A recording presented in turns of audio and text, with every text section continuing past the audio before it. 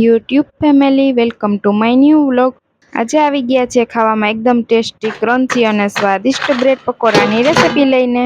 ઉપરથી ક્રન્ચી અને અંદરથી સોફ્ટ એવા બ્રેડ પકોડા બનાવવા માટે સૌપ્રથમ તો લઈ લીધા છે બટેટાને હવે અહીંયા બાફી લેશું। તો થોડીક જ વારમાં આપણા બટેટા બફાઈને રેડી થઈ ગયા છે। તો છાલ ઉતારીને બટેટાને કરી લીધા છે ક્રશ। બટેટા ક્રશ કર્યા બાદ લઈ લીધા છે લીલા વટાણા બાફીને એકદમ સરસ।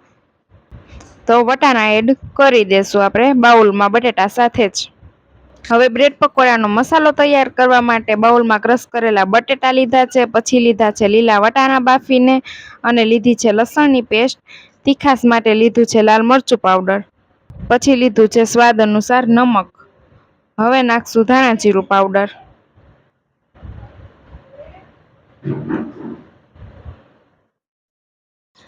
તો અહીંયા બધા જ મસાલા નાખી દીધા છે। સ્વાદ અનુસાર નમક, ધાણા જીરું પાવડર, જેટલા તીખા કરવા હોય એટલા તીખાસ પ્રમાણે લીધું છે લાલ મરચું પાવડર અને લીધી છે લસણની પેસ્ટ। હવે નાખશું ઝીણી સુધારેલી ધોઈને એકદમ સરસ ધાણા ભાજી। બધા જ મસાલા એડ કરી દીધા છે। આટલા જ મસાલાથી છે ને આપણા બ્રેડ પકોડા એકદમ બેસ્ટ બનશે। તો હવે આ મસાલાને છે ને કરી લેશું મિક્સ। તો અહીંયા આપણો મસાલો મિક્સ થઈને રેડી થઈ ગયો છે। આટલા મસાલા નાખવાથી જ આપણો મસાલો છે ને બેસ્ટ બની જશે ઘરના મસાલાથી જ। હવે લઈ લીધી છે બ્રેડ। આપણો મસાલો તૈયાર થઈ ગયો છે એકદમ સરસ। તો હવે બ્રેડમાં લગાવી દેશું આપણો બટેટાનો મસાલો અને ઉપર બીજી બ્રેડ રાખી અને વચ્ચેના ભાગથી કરી નાખશું કટકા, એટલે પકોડાનો શેપ આપણો એકદમ મસ્ત આવી જાય। હવે આપણે આવી જ રીતે બીજી બ્રેડ પણ એકદમ સરસ મસાલો છે ને ભરી લેશું, પરફેક્ટ મસાલો ભરાઈ જાય। તો થોડીક જ વારમાં આપણે બધી બ્રેડ છે ને એકદમ સરસ ભરાઈને રેડી થઈ ગઈ છે પકોડા। હવે એનો ક્રંચ ટેસ્ટ આપવા માટે આપણે લીધો છે ચણાનો લોટ અને મેંદાનો લોટ। ચણાનો અને મેંદાનો લોટ લઈ લીધો છે કાથરોટમાં એકદમ સરસ ને નાખશું સ્વાદ અનુસાર નમક। હવે પાણી નાખીને એકદમ સરસ બેટર બનાવી લેશું।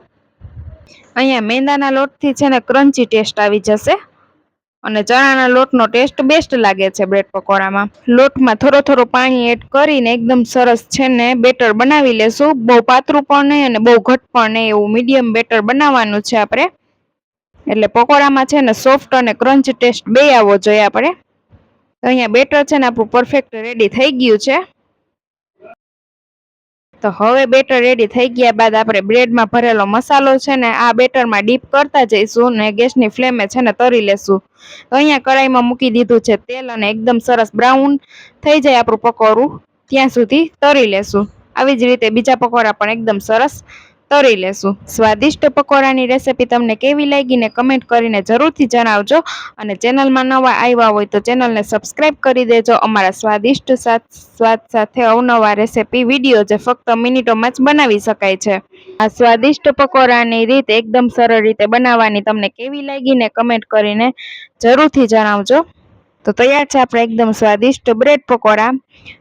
આ વિડીયો ગમ્યો હોય તો વિડીયોને કરી દેજો લાઈક કરી દેજો, શેર કરી દેજો, એટલે બીજા બહેનો પણ એકદમ સરળતાથી બનાવી શકે અને ચેનલને કરી દેજો સબસ્ક્રાઈબ અમારા ટેસ્ટી સ્વાદ સાથે અવનવા રેસિપી વિડીયો જોવા માટે। Like, share and subscribe.